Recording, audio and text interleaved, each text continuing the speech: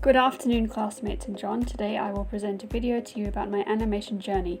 Particularly, I will discuss the learning process, reflect on how my learning changed, reflect on how I will need to change in the future, relate my learning experience to 3 theories, and describe the purpose. The intention is to develop a new skill through research, observation, and trial and error. This is because by learning a new skill, I am obtaining attributes that will enable me to teach videography and animation. To teach in these areas, I needed to learn.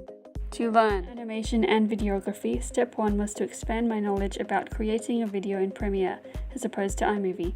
Therefore, I implemented social constructivism, which refers to conversing with skilled members in the same field and creating meaning from conversation. As I contacted a former videographer lecturer, my experience therefore relates to social constructivism. In addition to social constructivism, my experience is also related to the social learning theory. Bandura states that people can learn through observation alone, and their learning may not be shown in their performance. As I observed YouTube videos on animation, I assumed that animation was complex. However, I began to realize that basic animation was simpler than I thought. In addition, my experience also relates to cognitive theory. As stated in this theory, the learner's ability changes as they develop and their ability to process information changes. Churchill et al. 2019.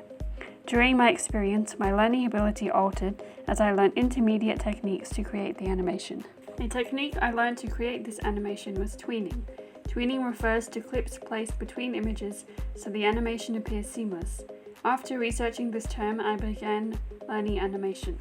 I created the animation by using the oval tool and holding down Shift to draw a circle. I then added a new keyframe and I ensured that onion skin is turned on. I then clicked on the circle and dragged down. Following this step, I repeated step 3 until the ball is at the bottom of the page. I then used the free transform tool to create the squash and stretch technique. Afterwards, I shift-clicked and dragged from the top middle point. I then created a new keyframe and used the free transform tool to unsquash the ball and move it upwards. After that, I kept adding keyframes and I moved the ball upwards, and then I tested the animation. When learning, I experienced difficulties. For instance, I could not reverse the frames, which resulted in a disjointed, inaccurate animation. I tried to determine why this was occurring, however I was unsuccessful. I thought I was unsuccessful because I'd missed a step, however I realized that the technique I had done did not work. Therefore I selected each clip individually and reversed them.